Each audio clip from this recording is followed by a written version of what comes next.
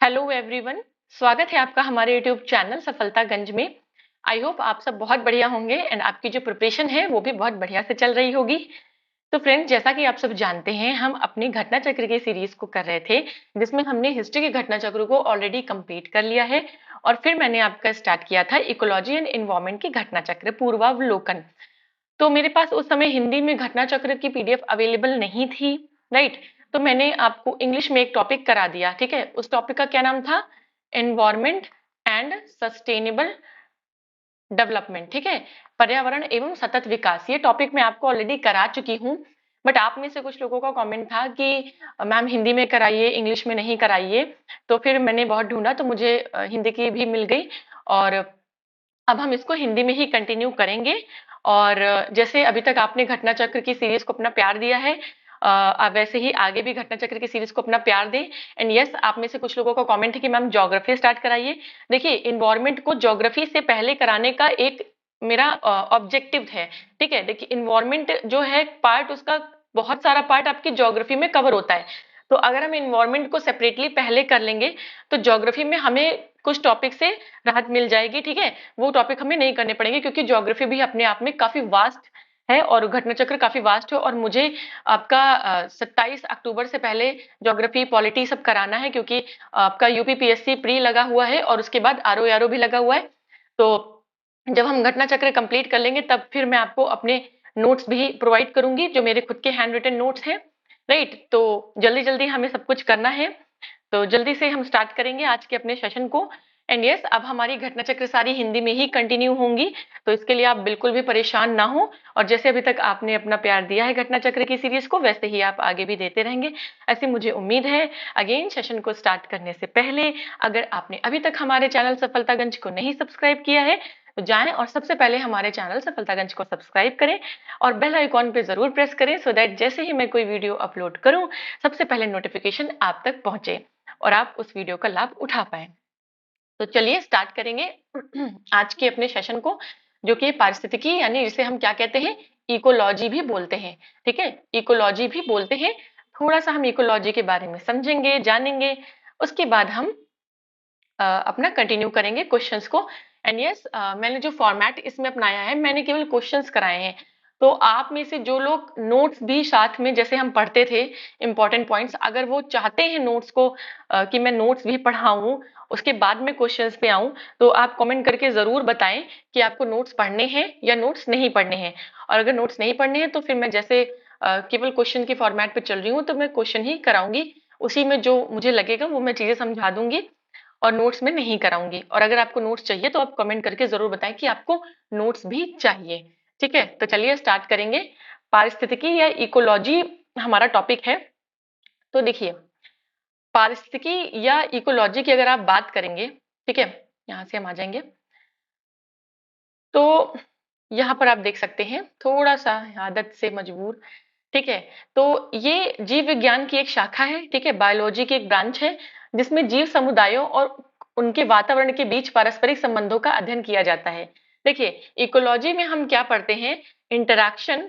Ecology is the branch of biology in which we study the interaction between the environment and the organism, ठीक है। एक ऐसा ये जीव विज्ञान की शाखा है जिसमें जीव समुदाय और उनके वातावरण के बीच में जो इंटरैक्शन होता है, जो संबंध बनते हैं, उनका अध्ययन किया जाता है, ठीक है। इस शब्द का सबसे पहले प्रयोग जो है वो किसने किया था? 1865 में रेटर ने किया था, ठीक है, रेटर ने किया था। और अर्नेस्ट हैकल ने पारिस्थितिकी यानी इकोलॉजी शब्द का प्रयोग ओइकोलॉजी के नाम से किया था। इसकी और इसकी विस्तृत व्याख्या की थी, ठीक है। तो ओइकोलॉजी, देखिए, थोड़ा ग्रीक का टर्म है ये ओइकोस, जिसका मतलब होता है हाउस या लिविंग स्पेस, घर या आवास। और लोगोस का मतलब क्या होता है? इसका मतलब होता है साइंस या स्टडी, ठीक है। तो अर्नेस्ट हैकल ने इकोलॉजी वर्ल्ड आपका जो है 1869 में दिया था, राइट। और आपका जीवधारियों के कार्बनिक और अकार्बनिक वातावरण और पारस्परिक संबंधों के अध्ययन को पारिस्थितिकी अथवा परिस्थिति विज्ञान कहते हैं, ठीक है। ये आपको याद रखना है कि इंटरेक्शन जो होता है एक इन्वायरमेंट और उसके ऑर्गेनिज्म और उसके इन्वायरमेंट के बीच में जो इंटरेक्शन होता है, उसको हम क्या कहते हैं? उसको हम इकोलॉजी के अंडर पढ़ते हैं, ठीक है। चलिए, और ओडम ने क्या कहा था? यूजीन ओडम ने कहा था कि पारिस्थितिकी प्रकृति की संरचना एवं प्रक्रिया का अध्ययन है। तो ये ओडम ने कहा था, ये आप याद रखिएगा, ठीक है। तो हम ज्यादा इस पर डिटेल में नहीं जाएंगे। और 1935 में एजी टैंसले ने सबसे पहले इकोसिस्टम यानी कि पारिस्थितिकी तंत्र की का जो कॉन्सेप्ट है वो दिया था। तो किसने दिया था? एजी टैंसले ने दिया था। तंत्र, देखिए तंत्र इसलिए कहा था, मैं आपको बता दूं। देखिए हमारे इन्वायरमेंट में, हमारा इन्वायरमेंट है, हमारा पर्यावरण है, उसमें दो तरीके के घटक होते हैं, ठीक है। एक होते हैं जैविक घटक, जिसे हम क्या कहते हैं? बायोटिक कंपोनेंट, ठीक है। और एक होते हैं अजैविक घटक, ठीक है, अजैविक घटक, जिन्हें हम क्या कहते हैं? एबायोटिक कंपोनेंट्स कहते हैं, ठीक है। तो ये जो बायोटिक और एबायोटिक जब मिलते हैं तो ये क्या बनाते हैं? ये बनाते हैं इकोसिस्टम यानी पारिस्थितिकी तंत्र बनाते हैं मिलकर, ठीक है। तो वही यहाँ पर उसी की बात हो रही है। चलिए, थोड़ा थोड़ा सा मैं आपको बस एक हिंट दे रही हूँ। अगर आप पूरी तरीके से नोट्स पढ़ना चाहते हैं तो कमेंट बॉक्स में जरूर कमेंट करके बताएं कि आप नोट्स भी पढ़ना चाहते हैं जैसे मैं पढ़ाती थी, और इंपॉर्टेंट चीजें समझा दूं उसके बाद मैं आपको क्वेश्चंस कराऊं। अगर आप ऐसे चाहते हैं तो मुझे कमेंट करके जरूर बताएं, राइट। तो चलिए, थोड़ा सा हमने देख लिया इंट्रोडक्शन के बारे में, उसके बाद अब हम आएंगे अपने क्वेश्चंस पे, राइट। तो हमारा पहला क्वेश्चन है कि पारिस्थितिकी निम्नलिखित के बीच पारस्परिक संबंधों का अध्ययन है। तो अभी हमने पढ़ा था कि ऑर्गेनिज्म और उसके इन्वायरमेंट के बीच में, यानी कि जो जीव होता है और उसका जो वातावरण होता है, उसके बीच में जो इंटरेक्शन होता है, उसके बीच में जो संबंध होता है, ठीक है, उसके अध्ययन को क्या कहते हैं हम? उसके अध्ययन को हम पारिस्थितिकी या इकोलॉजी कहते हैं। इंग्लिश मीडियम वाले जो लोग हैं वो भी जान लें, पारिस्थितिकी का मतलब होता है क्या? Ecology. So ecology is the study of interaction between the living organism and it's environment, right. ये इसकी डेफिनेशन होगी, तो आपका ए ऑप्शन करेक्ट हो जाएगा यहाँ पे। चलिए, काफी अच्छा सब्जेक्ट है, इन्वायरमेंट बहुत अच्छा होता है, इंटरेस्टिंग होता है। बट अगर आप नोट्स पढ़ना चाहते हैं तो आप कमेंट करके जरूर बताएं कि आप नोट्स के साथ पढ़ेंगे। अदरवाइज 11 ही टॉपिक है, मैं ऐसे ही कहती रहूंगी और आगे मैं पूरा पढ़ा दूंगी, उसके बाद फिर नोट्स कराना फिर पॉसिबल नहीं हो पाएगा। तो अगर आप चाहते हैं कि मैं नोट्स कराऊं तो इस वीडियो में जरूर कमेंट करके बताएं कि आपको नोट्स देखने हैं, राइट। नेक्स्ट क्वेश्चन नंबर 2 है, पारिस्थितिकी तंत्र की संकल्पना को प्रस्तावित किया था। यानी कि ये इकोसिस्टम की बात कर रहा है, ठीक है, किसकी? इकोसिस्टम की बात कर रहा है। तो इकोसिस्टम जो है वो आपका एजी टैंसले ने दिया था। देखिए मैंने जैसे याद रखा है आप वैसे याद कर लीजिए। देखिए टैंसले के नाम में टी आता है और इकोसिस्टम में भी टी आता है, तो इकोसिस्टम टैंसले ने दिया था, जबकि इकोलॉजी किसने दिया था? इकोलॉजी आपका हैकल ने दिया था, ठीक है, अर्नेस्ट हैकल ने दिया था, राइट। चलिए, नेक्स्ट है, निम्न में से कौन पारिस्थितिकी तंत्र के विषय में सही नहीं है? नहीं है हमें बताना है। यह जैविक और अजैविक दोनों संगठकों से युक्त होता है, बिल्कुल। मैंने आपको बताया कि हमारे इन्वायरमेंट में दो तरीके के कंपोनेंट होते हैं, बायोटिक एंड एबायोटिक। यह अपनी स्वयं की इसकी अपनी स्वयं की उत्पादकता होती है, बिल्कुल, खुद की प्रोडक्टिविटी होती है। भाई बायोटिक कंपोनेंट जो है उसमें प्लांट होते हैं जो कि प्रोड्यूसर होते हैं, खुद प्रोड्यूस करते हैं, ठीक है। तो खुद की उत्पादकता होती है। और यह प्राकृतिक संसाधन तंत्र होता है, बिल्कुल, इसमें नेचुरल रिसोर्सेज का ही यूज होता है। भाई बायोटिक एबायोटिक दोनों ही नेचुरल रिसोर्सेज हैं।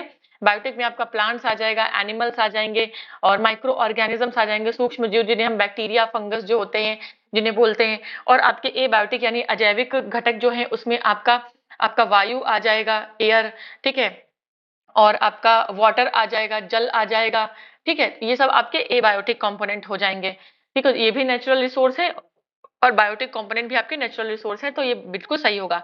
ये ऑप्शन आपका गलत है कि यह एक बंद तंत्र होता है। देखिए इकोसिस्टम जो होता है वो एक ओपन सिस्टम होता है, वो एक क्लोज सिस्टम नहीं होता है, ठीक है।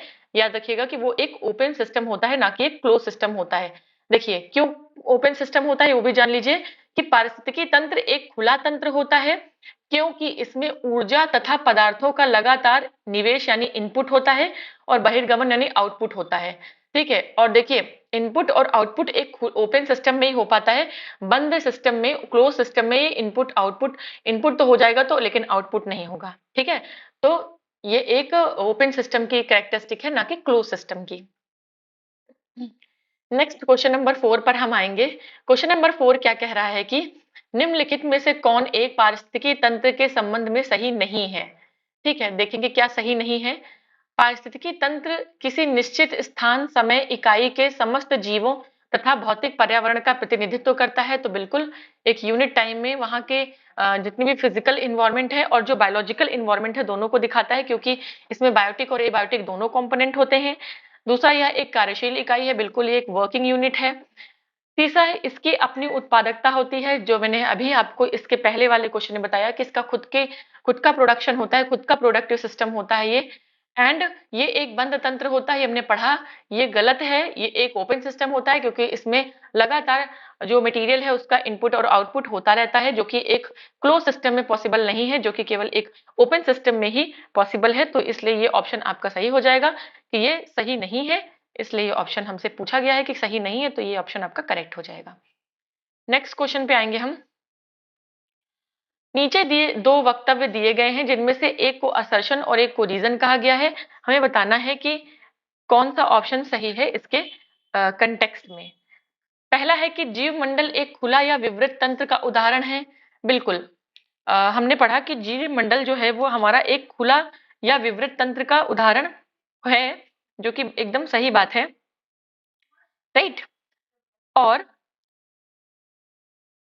दूसरा हम रीजन पढ़ेंगे कि जीव मंडल में पदार्थ के प्रारंभिक निवेश के बाद पुनः नए पदार्थों का निवेश नहीं हो सकता, परंतु ऊर्जा के निवेश एवं बहिर्गमन पर कोई प्रतिबंध नहीं होता। मतलब ये कह रहा है कि जो हमारा बायोस्फीयर है उसमें जो सब्सटेंसेस हैं, ठीक है, न्यू सब्सटेंसेस जो है उनका री इन्वेस्टमेंट नहीं हो सकता, ठीक है, लेकिन री इन्वेस्टमेंट ऑफ एनर्जी पे कोई ऐसा रिस्ट्रिक्शन नहीं है, एनर्जी का री इन्वेस्टमेंट हो सकता है। तो ये बात मुझे तो सही नहीं लग रही है, क्योंकि ऐसा नहीं है कि बायोस्फीयर में एक ही बार आपने किया, रिन्यूएबल नाम की चीज भी होती है, रिसाइकलिंग नाम की भी चीज तो होती है। तो ये रीजन आपका बिल्कुल गलत हो जाएगा, ठीक है। ऐसा नहीं है कि निवेश नहीं हो सकता नए पदार्थों का, बिल्कुल हो सकता है। तो असर्शन आपका सही हो जाएगा और रीजन आपका जो है वो गलत हो जाएगा, ठीक है। ये आपका हो जाएगा इस तरीके से, सी ऑप्शन आपका करेक्ट हो जाएगा, राइट। नेक्स्ट क्वेश्चन पे आएंगे हम अपने। नेक्स्ट क्वेश्चन देखेंगे। नेक्स्ट क्वेश्चन क्या कह रहा है।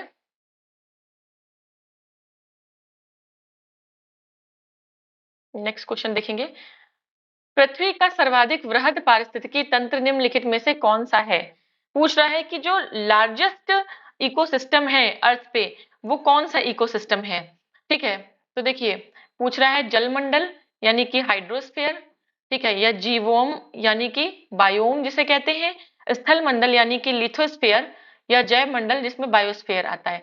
तो देखिए, बायोस्फीयर के बारे में मैं आपको बता दूं, आंसर आप सबने देख लिया होगा नो डाउट, लेकिन थोड़ा समझ लीजिए।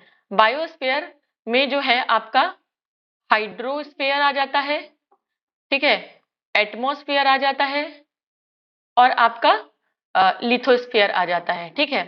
हाइड्रो का मतलब होता है वाटर यानी जल, आपका जलमंडल। एटमॉस्फेयर है आपका वायुमंडल, ठीक है, और लिथोस्फीयर है आपका स्थल मंडल, ठीक है। तो ये तीनों चीज जहां मिलती हैं, जहां पर जल मंडल, वायुमंडल और स्थल मंडल यानी कि हाइड्रोस्फीयर, एटमॉस्फेयर और लिथोस्फीयर जिस जगह पर मिलता है, वहां पर क्या बनता है, वहां पर बनता है हमारा बायोस्फीयर यानी कि जैव मंडल। तो सबसे बड़ा तंत्र कौन सा हुआ पारिस्थितिकी तंत्र, ऑब्वियस सी बात है कि जैव मंडल होगा, ठीक है। तो क्यों होगा ये मैंने आपको बता दिया, सिर्फ आंसर नहीं रटना है, साथ में समझते भी चलना है कि क्यों जैव मंडल सबसे बड़ा पारिस्थितिकी तंत्र होगा, क्यों सबसे बड़ा इकोसिस्टम होगा बायोस्फीयर, क्योंकि इसमें तीनों ही जो आपके स्फीयर्स हैं, हाइड्रोस्फीयर, एटमॉस्फेयर एंड लिथोस्फीयर, ये इंक्लूड होते हैं, इसलिए ये सबसे बड़ा जैव मंडल है, राइट। चलिए नेक्स्ट क्वेश्चन पे आएंगे। देखिए, ये जो घटना चक्र है, ऐसा केवल आपको इसी घटना चक्र में नहीं है, ऐसा आपको कई घटना चक्र में मिलेगा। जैसे हिस्ट्री में नहीं था, इसमें क्या है, एक ही टॉपिक के अंदर छोटे छोटे सब टॉपिक्स दिए गए हैं, ठीक है। तो वो है पूरा एक ही टॉपिक, बस उसके सब टॉपिक्स छोटे छोटे से आपके दिए गए हैं, ठीक है। तो परितंत्र के घटक, पारितंत्र के घटक, जिसे हम कहते हैं क्या, कॉम्पोनेंट्स ऑफ इकोसिस्टम बोलते हैं हम इसको, कंपोनेंट्स ऑफ इकोसिस्टम बोलते हैं। तो मैंने आपको बताया कि दो तरीके के होते हैं, एक होते हैं एबायोटिक, ठीक है, यानी कि अजैविक, और एक होते हैं बायोटिक जिन्हें हम बोलते हैं जैविक, ठीक है, अजैविक घटक और जैविक घटक। तो उन सब मिलकर क्या बनते, ये दोनों घटक होते हैं आपके पारितंत्र के घटक। देखिए पारितंत्र जैविक और अजैविक घटकों से मिलकर बनी हुई एक रचना होती है, ठीक है, राइट। तो ये आपके घटक है, ये चार्ट मैंने आपको, अच्छा वो दूसरा चार्ट था आपका। देखिए अजैविक घटक होते हैं और जैविक घटक होते हैं, इन्हें हम एबायोटिक बोलते हैं, ठीक है, और इन्हें हम बायोटिक बोलते हैं, ठीक है। और अब अजैविक में भी एक कुछ फिजिकल कंपोनेंट आ जाएंगे, कुछ इनऑर्गेनिक कंपोनेंट आ जाएंगे। फिजिकल में आपका लाइट आ जाएगा, टेम्परेचर यानी तापमान आ जाएगा, आर्द्रता यानी कि ह्यूमिडिटी आ जाएगी, वायुमंडलीय दाब यानी कि एटमॉस्फेरिक प्रेशर आ जाएगा, स्थल की आकृति यानी कि आपका फिजियोग्राफिक फैक्टर्स आ जाएंगे, जैसे ऊंचाई, ढलान और वायु आ जाएगी। इनऑर्गेनिक कंपोनेंट्स में आपके वाटर आ जाएगा, सॉइल आ जाएगी, मिनरल्स, चट्टान, तत्व, ठीक है, और गैसेस जैसे नाइट्रोजन वगैरह, कार्बन वाली गैसें छोड़ के, ठीक है। और आपका जो ऑर्गेनिक कंपोनेंट है उसमें कार्बोहाइड्रेट, प्रोटीन, फैट यानी वसा, और ह्यूमस जो मिट्टी के सड़ने के बाद जो बनता है उसे ह्यूमस कहते हैं, और यूरिया, ये आपके कार्बनिक घटक में आ जाएंगे। तो अजैविक घटक के 3 सब कंपोनेंट है, physical component, inorganic and organic. और जो जैविक घटक है आपका ये बायोटिक कंपोनेंट, उसमें उत्पादक यानी कि प्रोड्यूसर जिसे हम बोलते हैं। प्रोड्यूसर कौन होते हैं, जितने भी आपके हरे पौधे होते हैं, ठीक है, जितने भी आपके हरे पौधे होते हैं वो क्या होते हैं, उत्पादक होते हैं। उपभोक्ता क्या होते हैं, जितने एनिमल्स होते हैं वो आपके उपभोक्ता होते हैं। अपघटक क्या होते हैं, ये डीकंपोजर होते हैं, जैसे कि आपका बैक्टीरिया हो गया, ठीक है, फंगाई, फंगस हो गया, ठीक है, कवक जिसे बोलते हैं, ये क्या होते हैं, अपघटक होते हैं। और अपघटक में भी कुछ प्राइमरी होते हैं, कुछ आपके उपभोक्ता का है ये, सॉरी, उपभोक्ता का ये चार्ट है। तो उपभोक्ता में प्राइमरी होते हैं, कुछ सेकेंडरी होते हैं, कुछ टर्शरी होते हैं, कुछ मतलब प्राथमिक उपभोक्ता होते हैं, कुछ द्वितीयक उपभोक्ता होते हैं, और कुछ तृतीयक उपभोक्ता होते हैं, राइट। यस, तो ये मैंने आपको चार्ट समझा दिया थोड़ा, क्योंकि इस चार्ट से आगे क्वेश्चन आपके बनेंगे, राइट। चलिए, अगर आपको पढ़ना है नोट्स का पार्ट इसी तरीके से डिटेल में, पॉइंट्स, इंपॉर्टेंट पॉइंट्स को, तो आप कमेंट करके जरूर बताएं, कोई पैसे नहीं लग रहे हैं आपके, ठीक है। आप बस थोड़ा सा वीडियो लेंदी हो जाता है, ठीक है, थोड़ा सा वीडियो लेंदी हो जाता है नोट्स पढ़ाने की वजह से, लेकिन बहुत अच्छे से समझ में आ जाता है। और देखिए, जिसे स्किप करना उसके पास तो ऑप्शन है कि वो स्किप करके क्वेश्चंस देख लेगा, लेकिन जो चाहता है वाकई में पढ़ना, जिसके पास घटना चक्र नहीं है, वाकई में वो नोट्स के साथ क्वेश्चंस करना चाहता है, तो उसका यहाँ पर लॉस हो जाता है। तो अगर आप अपना लॉस नहीं चाहते हैं तो मुझे कमेंट करके जरूर बताएं कि आपको नोट्स पढ़ने हैं या नहीं, कब पढ़ने हैं, स्किप करने हैं, राइट। चलिए, तो ये सब नोट्स का ही पार्ट है, हम आएंगे अपने क्वेश्चंस के पार्ट पे आएंगे, राइट। क्वेश्चंस के पार्ट पे हम आएंगे, डायरेक्ट क्वेश्चन करेंगे हम अपने। अगर आपको ये सब समझना है, ओशियानिक जोन वैसे भी मैं आपको बताऊंगी, नेरेटिक जोन, सी लेवल, यूफोटिक जोन, बेंथाइल जोन, ठीक है, कॉन्टिनेंटल स्लोप या शेल्फ, कॉन्टिनेंटल शेल्फ क्या होती है, तो ये सब आप जो है, अच्छा चलिए समझ लेते हैं हम इसे। देखिए ये आपको ओशियन इकोसिस्टम, सी इकोसिस्टम, समुद्र के इकोसिस्टम का ये डायग्राम दिया गया है, ठीक है। ये आपका ओशियनिक इकोसिस्टम है। तो ये जो आपका जोन है, ठीक है, ये आपका यहाँ पर जो रेत होती है, जहां पर हम समुद्र में जहां हम आप खेलते हैं, ठीक है, जो रेत होती है, रेत का पार्ट होता है, फिर उस वहां से लेकर जहां से रेत, जहां से पानी स्टार्ट होता है, वहां से लेकर जहां कुछ दूर तक जो है आपका क्या होता है कि ये कॉन्टिनेंटल शेल्फ होता है। कुछ दूर तक छिछला पानी जो होता है ना, समुद्र का छिछला पानी जिसमें हम टहलते हैं, जो किनारे का पानी होता है, किनारे को, उसको हम कॉन्टिनेंटल शेल्फ बोलते हैं, ठीक है। उसके बाद जो है आपका क्या, कॉन्टिनेंटल स्लोप स्टार्ट होता है, फिर क्या है, नीचे वो ढलान बनती जाती है, जिससे क्या होता है, समुद्र गहरा होता जाता है, ठीक है। अब यहाँ पर आप देखेंगे ओशियानिक जोन है, जहां पर ये पानी है आपका, ठीक है, ये पानी है आपका समुद्र का, सी लेवल है, यहाँ से हम सी लेवल नापते हैं, ठीक है। सी लेवल तक जो है आपका, ये आपका नेरेटिक, ये सी लेवल का जोन है। अब प्रकाशीय क्षेत्र क्या होता है, जहां तक सूर्य की किरणें पहुंच पाती हैं, ठीक है, सूर्य की किरणें पहुंच पाती हैं, उसको हम यूफोटिक जोन या प्रकाशीय क्षेत्र बोलते हैं समुद्र में। ठीक है, यहाँ तक सूर्य की किरणें पहुंच पाती है, इसका मतलब यहाँ तक लाइफ पाई जाती है। यहाँ ऐसा नहीं है, बहुत नीचे भी लाइफ पाई जाती है। कुछ ऐसे आपके एक्वाटिक एनिमल्स होते हैं जो बिना लाइट के भी रहते हैं। ठीक है, तो वो काफी ज्यादा नीचे पाए जाते हैं, उनके बारे में बाद में बात करेंगे। तो प्रकाशीय क्षेत्र यानी यूफोटिक जोन क्या होता है, जहां तक आपकी सूर्य की किरणें पानी के अंदर जा पाती है उतने जोन को हम यूफोटिक जोन कहते हैं। राइट, यहाँ पर आपके प्रोड्यूसर्स भी होते हैं, ग्रीन प्लांट्स भी होते हैं, कुछ एनिमल्स, मैक्सिमम एनिमल्स भी यहाँ होते हैं जो वाटर एनिमल्स हैं। उसके बाद जो थोड़ा और नीचे जाएंगे तो उसको हम बैथाइल जोन या समुद्र तल जीवी प्रदेश कहते हैं। ठीक है, तो ये काफी गहराई में होता है, यहाँ पर आपका जो सनलाइट है वो नहीं आ पाती है। ठीक है, और उसके बाद जो है ये बहुत ही ज्यादा गहरा जल होता है, यहाँ पर बहुत कम बायोडाइवर्सिटी होती है, बहुत ज्यादा एनिमल्स यहाँ नहीं होते हैं। ठीक है, तो ये स्ट्रेटिफिकेशन था आपके ओशियन इकोसिस्टम का। ठीक है, तो अगर आप ये सब और डिटेल में पढ़ना चाहते हैं तो आप कमेंट करके जरूर बताएं कि आपको नोट्स पढ़ने हैं या नहीं। चलिए, तो क्वेश्चन है हमारा कि जहां जीव रहता है उस सटीक जगह को क्या कहते हैं। ठीक है, तो जहां जीव रहता है उस सटीक जगह को हम क्या कहते हैं, ये हमको बताना है। ठीक है भाई, जहां जीव रहता है उस सटीक जगह को हम क्या कहते हैं। देखिए, जहां पर जीव रहता है, ठीक है, उस सटीक जगह को हम क्या कहते हैं, उसका हैबिटाट कहते हैं। ठीक है, उसका हम क्या कहते हैं, उसको उसको उसका हैबिटाट कहते हैं। और हैबिटाट का क्या मतलब होता है, हैबिटाट का मतलब होता है उसका आवास। ठीक है, इसे हम कहते हैं हैबिटाट। तो ये आंसर जो है ये यहाँ पर गलत दे रखा है, उस सटीक जगह को हम आवास कहते हैं यानी हैबिटाट कहते हैं। इसी तरीके से आंसर गलत हो जाते हैं और आप देख लेंगे, और अगर ये क्वेश्चन आ गया तो आप तो ई टिक कराएंगे। ठीक है, या अगर ऑप्शन में नहीं आया तो जो है आप इसमें से कुछ और भी टिक कर सकते हैं, पारितंत्र, बायोम, निश। ठीक है, तो ये नहीं करना है आपको, मैं आपको सही आंसर बताते चल रही हूँ, आपको सही आंसर पे टिक करना है। राइट, चलिए नेक्स्ट क्वेश्चन है हमारा। देखिए यहाँ पे दिया है कि वो उसका एक्चुअल लोकेशन हैबिटाट कहलाता है। ठीक है, चलिए नेक्स्ट है हमारा क्वेश्चन नंबर 2। निम्न में से कौन सा एक पारितंत्र इकोसिस्टम या शब्द का सर्वोत्कृष्ट वर्णन है, मतलब इकोसिस्टम की सबसे अच्छी डेफिनेशन इनमें से कौन सी है।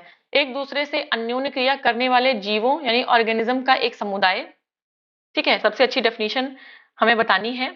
पृथ्वी का वह भाग जो सजीव जीव यानी लिविंग ऑर्गेनिज्म द्वारा आवासित है। तो देखिए, इसमें बायोटिक और एबायोटिक दोनों कंपोनेंट हम लेते हैं ना, जीवो यानी ऑर्गेनिज्म समुदाय, और साथ ही वह पर्यावरण जिसमें वो रहते हैं। बिल्कुल, ये ऑप्शन बिल्कुल आपका करेक्ट होगा।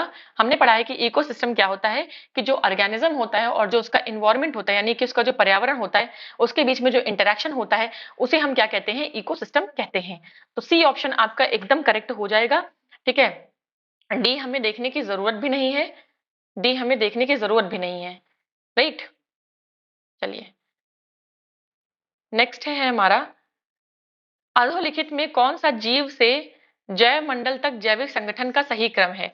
देखिए, ये कह रहा है ऑर्गेनिज्म से लेकर, ठीक है, पूरा हमें बताना है, ऑर्गेनिज्म से लेकर बायोस्फीयर तक कौन सा सही जो है क्रम है हमारा, कौन सा सही क्रम है, मतलब सबसे छोटे से सबसे बड़ा हमें बताना है। देखिए, सबसे छोटा क्या होता है कि एक ऑर्गेनिज्म होता है, ऑर्गेनिज्म से मिलकर क्या बनती है, उसकी पॉपुलेशन बनती है। पॉपुलेशन मतलब उसकी जनसंख्या, तो सबसे पहले तो जनसंख्या आ जाएगी, तो ये ऑप्शन तो आपका बिल्कुल कट जाएगा। ठीक है, अब जनसंख्या जब बनती है तो पॉपुलेशन के बाद जब देखिए बहुत सारे ऑर्गेनिज्म मिलते हैं तो बनती है पॉपुलेशन, जनसंख्या। जब बहुत सारी जनसंख्या मिलती है तो क्या बनता है, तो बनता है कम्युनिटी। कम्युनिटी मतलब समुदाय जिसे हम कहते हैं। ठीक है, तो ये वाला भी ऑप्शन आपका इनकरेक्ट हो गया। अब बचा सी और ए। ठीक है, कम्युनिटी, जब बहुत सारी कम्युनिटी मिलती है तब क्या बनता है, तब बनता है इकोसिस्टम। ठीक है, जब बहुत सारी कम्युनिटी मिलती है तो बनता है इकोसिस्टम यानी पारिस्थितिकी तंत्र। तो यहां से हमको ये तो पता चल गया कि सी ऑप्शन हमारा करेक्ट है, क्योंकि जनसंख्या से मिलकर हमने बनाया है समुदाय, समुदाय से मिलकर बनाया है पारिस्थितिकी तंत्र। और जब बहुत सारे इकोसिस्टम मिलते हैं तो क्या बनता है, बहुत सारे इकोसिस्टम से मिलकर बनता है एक लैंडस्केप। ठीक है, लैंडस्केप के आगे भी है, आगे चल के बनता है बायोम, बायोम के बाद बनता है बायोस्फीयर। ठीक है, बायोस्फीयर भी बनता है, तो ये आपको इतना जान लीजिए। और सी ऑप्शन आपका करेक्ट होगा। बहुत सारे ऑर्गेनिज्म होते हैं, ऑर्गेनिज्म सबसे स्मॉलेस्ट यूनिट होती है किसी भी बायोस्फीयर की, सबसे छोटी इकाई होती है किसी जैव मंडल की। उसके बहुत सारे ऑर्गेनिज्म यानी जीव मिलकर बनती है पॉपुलेशन यानी कि जनसंख्या। बहुत सारी जनसंख्या जब मिलती है तो बनती है कम्युनिटी यानी समुदाय। ठीक है, सब बहुत सारे समुदाय मिलते हैं तो बनता है इकोसिस्टम यानी कि पारिस्थितिकी तंत्र। ठीक है, और बहुत सारे जब पारिस्थितिकी तंत्र मिलते हैं तो बनता है लैंडस्केप, उसके आगे बायोम, फिर बायोस्फीयर। इस तरीके से हमारा ऑर्गेनाइजेशन चलता है। आई होप आपको ये समझ में आ गया होगा। यही सब अगर हम नोट्स पढ़ते तो वहां पहले कर लेते, यहाँ पर हमें इतना डिस्कस करने की जरूरत नहीं पड़ती। बट चलिए, मैं कुछ भी छोड़ूंगी नहीं। आपको कुछ भी नहीं समझ में आता है आप कमेंट करके जरूर पूछे कमेंट बॉक्स में। मैं आपके हर क्वेश्चन का आंसर देने की पूरी कोशिश करूंगी। राइट, चलिए नेक्स्ट है हमारा, निम्नलिखित में कौन सा एक कृत्रिम पारितंत्र है। कृत्रिम पारितंत्र मतलब कि एक आर्टिफिशियल इकोसिस्टम है। ठीक है, आर्टिफिशियल इकोसिस्टम क्या, देखिए दो तरीके के इकोसिस्टम हो सकते हैं। एक जो प्राकृतिक हो, जो नेचर ने खुद बनाया हो, जैसे समुद्र। समुद्र हमने तो नहीं बनाया, वो तो नेचर ने बनाया है। फॉरेस्ट इकोसिस्टम, जंगल खुद से खुद बारिश होती है, खुद पे वहां पर पेड़ उगाते हैं, जंगल बन जाता है, तो वो हमने तो नहीं बनाया। ठीक है, तो इसमें से आपको बताना है कि कौन सा इकोसिस्टम है जो कि आपका नेचुरल इकोसिस्टम नहीं है, आर्टिफिशियल इकोसिस्टम। देखिए तालाब, तालाब हम कभी कभी बनाते हैं, और तालाब नेचुरली भी ऐसा नहीं है, काफी बड़े बड़े तालाब पाए भी जाते हैं। तो तालाब एक नेचुरल भी हो सकता है। ठीक है, तालाब नेचुरल में भी आ सकता है। वन की बात करें तो वन जो फॉरेस्ट है तो वो भी आपका नेचुरल में आएगा। और खेत जो है, खेत, खेत देखिए हम खुद तैयार करते हैं। ठीक है, खेत जो फील्ड हम जिसे बोलते हैं, फील्ड, इसे हम खुद तैयार करते हैं। ठीक है, तो खेत जो है वो एक आर्टिफिशियल इकोसिस्टम का एग्जाम्पल हो जाएगा। राइट, एक आर्टिफिशियल इकोसिस्टम का एग्जाम्पल हो जाएगा। तो आपका बी ऑप्शन करेक्ट हो जाएगा। राइट, जैसे बगीचा, खेत, ये सब आपका आर्टिफिशियल है, जबकि वन, तालाब और झील प्राकृतिक है। ठीक है, नेचुरल इकोसिस्टम है। चलिए नेक्स्ट क्वेश्चन नंबर 5 कह रहा है कि पारिस्थितिकी तंत्र से संबंधित निम्नलिखित कथनों पर विचार कीजिए। पहला है कि पारिस्थितिकी तंत्र इकोसिस्टम का शब्द का प्रयोग सबसे पहले एजी टेंसले ने किया था। बिल्कुल, हमने पढ़ा है इकोसिस्टम में टी आता है, टेंसले के नाम में टी आता है, तो इकोसिस्टम टेंसले ने दिया है, इससे हमने याद किया था। ठीक है, इससे हमने इसे याद किया था। दूसरा हम देखेंगे, दूसरा ऑप्शन क्या है, जो जीव अपना भोजन स्वयं उत्पादित करते हैं उन्हें स्वपोषित यानी ऑटोट्रॉफ्स कहते हैं। बिल्कुल, देखिए जीव से समझिए, जीव, जीव यानी ऑर्गेनिज्म जो होते हैं वो दो तरीके के होते हैं। ठीक है, एक होते हैं ऑटोट्रॉफ्स, ठीक है, और एक होते हैं हेट्रोट्रॉफ्स। ठीक है, और एक और होते हैं, अभी मैं आपको बताऊंगी। ऑटोट्रॉफ्स का मतलब ये होते हैं स्वयं पोषी। ठीक है, और हेट्रोट्रॉफ्स होते हैं क्या, परपोषी। स्वयं पोषी का क्या मतलब है, इसमें सारे हरे पौधे आते हैं। क्यों हरे पौधे आते हैं, क्योंकि आपको पता है कि हरे पौधे जो होते हैं उसमें क्लोरोफिल होता है, जिसकी वजह से प्रकाश संश्लेषण की प्रक्रिया वो करते हैं, यानी फोटोसिंथेसिस की प्रोसेस को करते हैं और अपना खाना स्वयं बनाते हैं। वो अपने लिए बनाते हैं, जो जो आपके फ्रूट्स होते हैं, जो नट्स होते हैं, जो भी चीजें होती हैं वो सब बनाते हैं, लेकिन उतना उन्हें जरूरत नहीं होती, जितनी जरूरत होती है वो अपने ले लेते हैं, बाकी जो एक्स्ट्रा में बचता है वो हम यूज कर लेते हैं। और हम परपोषी हैं, जितने भी एनिमल्स हैं वो परपोषी हैं, क्योंकि वो अपने भोजन के लिए कहीं ना कहीं या तो पौधों पे या तो दूसरे जानवरों पर निर्भर करते हैं, तो उन्हें हम परपोषी कहते हैं। और एक और होता है जिसे हम सेप्रोट्रॉफ्स कहते हैं। ठीक है, जिन्हें हम क्या कहते हैं, मृतपोषी। मृतपोषी या सेप्रोट्रॉफ्स क्या होते हैं, ये जो सड़े गले जानवर होते हैं, मर जाते हैं, या जो प्लांट्स सड़ के पत्तियां जिनकी गिर जाती हैं, सड़ी गली चीजों से अपना भोजन लेते हैं, उन्हें हम सेप्रोट्रॉफ्स कहते हैं। जैसे जैसे इसमें कौन आ जाएगा, जैसे इसमें आ जाएगा आपका बैक्टीरिया, जैसे इसमें आ जाएगा आपका फंगस, जैसे इसमें आपका आ जाएगा वल्चर, भाई गिद्ध। गिद्ध भी एक तरीके का सेप्रोट्रॉफ है। गिद्ध कभी भी जिंदा एनिमल को नहीं खाता है, गिद्ध हमेशा एनिमल के मरने के बाद उसको खाता है। ठीक है, तो एक मृतपोषी है, तो उसको हम कह सकते हैं। तो ये था आपका इसका थोड़ा सा एक्सप्लेनेशन। तीसरा ऑप्शन है, तो इस हिसाब से दूसरा हमारा बिल्कुल करेक्ट हो जाएगा कि जो खुद अपना भोजन बनाते हैं उन्हें हम स्वपोषित कहते हैं, ऑटोट्रॉफ्स कहते हैं। तीसरा पॉइंट है कि प्रकाश संश्लेषण की प्रक्रिया द्वारा उपभोक्ता अपने भोजन का उपभोग करता है। नहीं भाई, उपभोक्ता अपने भोजन को उपभोग नहीं करता है, बल्कि जो स्वयं पोषी है वो अपना भोजन बनाते हैं। चौथा है कि वियोजक अकार्बनिक पदार्थ को कार्बनिक पदार्थ में परिवर्तित करते हैं। वियोजक जो है आपके, यानी कि डीकम्पोजर्स जिन्हें हम बोलते हैं, वियोजक याद रखिएगा, डीकम्पोजर्स होते हैं। डीकम्पोजर्स क्या करते हैं, इनऑर्गेनिक सब्सटेंस को ऑर्गेनिक सब्सटेंस में चेंज करते हैं। तो ये आपका जो है गलत होगा, क्योंकि जो ये उल्टा हो गया थोड़ा सा, ये ऑर्गेनिक सब्सटेंस को इनऑर्गेनिक में चेंज करते हैं। ये यहाँ पर गलत है। देखिए, जो डिकम्पोजर है, जैसे कोई एनिमल मर गया तो वो तो उसके अंदर ऑर्गेनिक कंपोनेंट्स है ना, उन ऑर्गेनिक कंपोनेंट्स को इनऑर्गेनिक कंपोनेंट्स में चेंज करते हैं डिकम्पोजर। तो ये भी आपका गलत हो जाएगा, ठीक है। हाँ, ये अगर उल्टा कर देता कि कार्बनिक पदार्थ को अकार्बनिक में परिवर्तित करते हैं, तो ये ऑप्शन आपका करेक्ट हो जाता। तो इस तरीके से आपका केवल 1 और 2 करेक्ट होगा, ठीक है। 1 और 2 करेक्ट होगा, ना कि आपका 3 और 4 करेक्ट होगा। तो आई होप आपको ये एक्सप्लेनेशन अच्छे से समझ में आ गया होगा। कोई भी डाउट हो तो आप मुझे कमेंट बॉक्स में कमेंट करके पूछ सकते हैं। नेक्स्ट क्वेश्चन है हमारा, इकोसिस्टम के संबंध में निम्न में से क्या सत्य है? ठीक है, इनमें से क्या इकोसिस्टम के रेफरेंस में ट्रू है, बताना है हमें। प्राथमिक उपभोक्ता उत्पादक पर न्यूनतम रूप से आश्रित है, यानी कि जो प्राइमरी कंज्यूमर है। थोड़ा सा मैं ये आपको समझा देती हूँ, ठीक है। आंसर तो पता चल ही जाएगा। देखिए, ये होता है इकोलॉजिकल पिरामिड, ठीक है। अभी मैं आपको आगे इसको पढ़ाऊंगी। इसमें कुछ लेवल्स होते हैं, ठीक। देखिए, सबसे नीचे आता है प्रोड्यूसर, ठीक है, यानी कि आपका उपभोक्ता नहीं, अ, उपभोक्ता नहीं कहते हैं इसे, जो बनाते हैं खाना, ऑटोट्रॉप्स, पेड़ को प्रोड्यूसर्स, प्रोड्यूसर्स को क्या कहते हैं, कि मुझे हिंदी नहीं याद आ रही बिल्कुल भी। ये प्रोड्यूसर्स होते हैं, चलिए अच्छा, प्रोड्यूसर्स होते हैं। प्रोड्यूसर्स क्या, ग्रीन प्लांट्स, जो अपना खाना खुद बनाते हैं, ठीक है। ग्रीन प्लांट्स को कहते हैं प्रोड्यूसर। उसके बाद नेक्स्ट लेवल पे क्या आते हैं, प्राइमरी कंज्यूमर, यानी कि प्राथमिक उपभोक्ता। प्राथमिक उपभोक्ता कौन होते हैं, जो ये प्राथमिक उपभोक्ता अपने भोजन के लिए किस पर डिपेंड करते हैं, प्रोड्यूसर पर डायरेक्टली डिपेंड करते हैं, ठीक है। तो अब जो प्राइमरी कंज्यूमर है, यानी जो प्राथमिक उपभोक्ता है, वो सारे प्राथमिक उपभोक्ता किस पर डिपेंड है, वो आपके प्रोड्यूसर यानी कि हरे पौधों पर डिपेंड है। तो कहीं ना कहीं हमें यहाँ से ये जानकारी भी मिल रही है इनडायरेक्टली, कि जितने भी प्राइमरी कंज्यूमर है, जो प्राथमिक उपभोक्ता है, वो क्या है, वो शाकाहारी है। भाई, अगर कोई एनिमल डायरेक्टली केवल और केवल प्लांट प्रोडक्ट पे ही अपना जीवन यापन कर रहा है, तो वो शाकाहारी होगा ना। उसके बाद जो है सेकेंड सेकेंड लेवल पे, थर्ड लेवल पे सेकेंडरी कंज्यूमर आते हैं। सेकेंडरी कंज्यूमर किस पे डिपेंड होते हैं, ये डिपेंड होते हैं प्राइमरी पे।